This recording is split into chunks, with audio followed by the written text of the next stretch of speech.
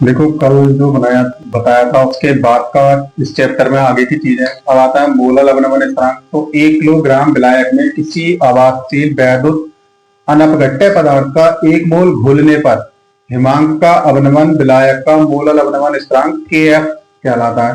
ये बोर्ड में बहुत बार आता है। ठीक है, तो इसको जरा ध्यान से देख लें। फिर है ग्राम अणु अवनमन स्थिरांक। तो ग्राम में देखो मोलल आएगा तो मोलल तक में निकालते हैं 1 किलो में, और ग्राम अणु का मतलब आता है 100 ग्राम में। ठीक है, तो 100 ग्राम विलायक में किसी आवाजशील वैद्युत अनपघट्य पदार्थ का 1 मोल घोलने पर हिमांक का अवनमन विलायक का ग्राम अणु अवनमन स्थिरांक के कहलाता है। फिर इसके बाद आता है परासरणी गुणांक। बांठ-ठाप गुणांक गुणक आई के प्रेषित मान और चरम मान न्यू का अनुपात परासरणी गुणांक जी कहलाता है। जी का फॉर्मूला क्या है? आई अपॉन न्यू।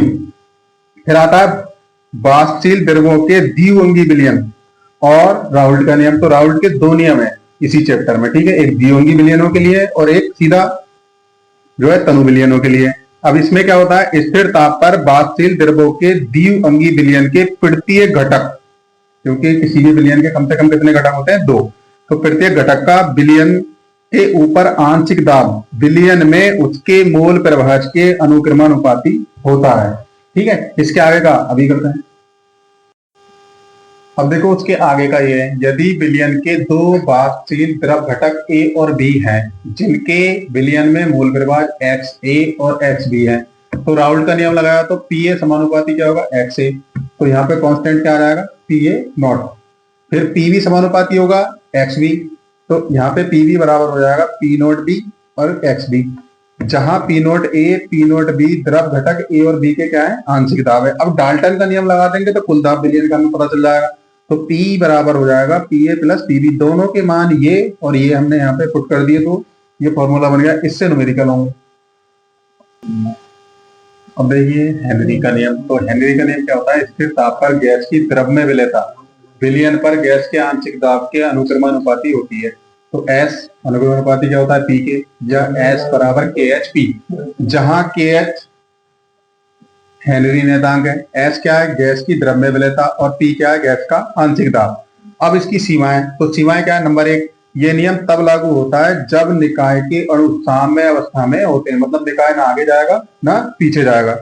नंबर 2, जब गैस का दाब बहुत उच्च होता है तो ये नियम लागू नहीं होता है। तीसरा नंबर है, जब गैस और विलयन रासायनिक क्रिया नहीं करते हैं तो यह नियम लागू नहीं होता है। अब देखो आपका ये क्वेश्चन है, एथेनॉल और मेथेनॉल के वाष्प दाब 45.5 और 88.7 mmHg का है।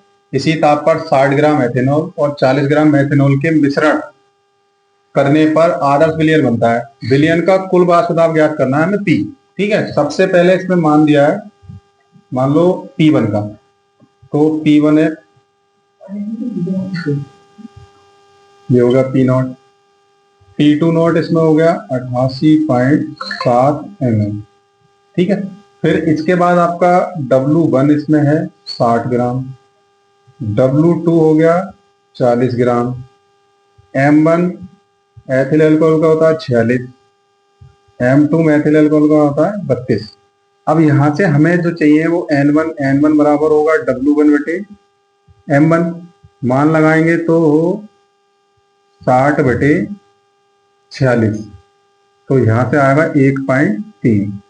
फिर हमें निकालना है N2, तो N2 बराबर होगा W2 बटे M2, मान लगाएंगे 40 बटे 32, तो ये कटेगा 1.25 बार। अब हमें निकालना है X1, तो N1 बटे N1 प्लस N2। N1 का मान हमारे पास कितना है? 1.3, 0 लगा लो, 1.30 प्लस 1.25, 1.30। अब इसे ऐड कर लो, 5.2, पॉइंट से पॉइंट कट गया, 130 बटे 250।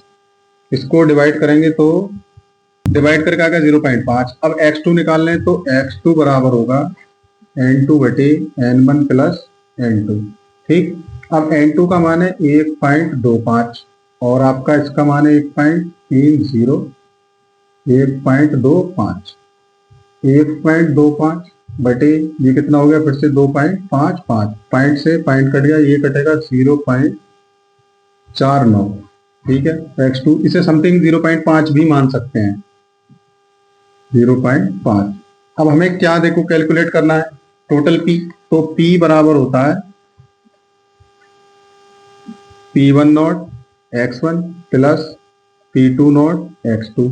मान लगा लो P1 का हमारे पास है 44.5 गुणा इसका मान हो गया 0.5 प्लस 88.7 और गुणा 0.5।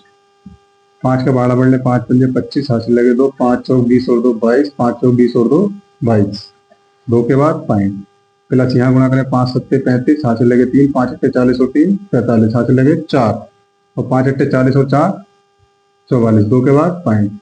अब इसको ऐड कर लो, 5 5 10 का 0 और 5 और 1 6, 4 6, 4 और 2 6, इतने mm Hg। ये क्वेश्चन हो जाएगा।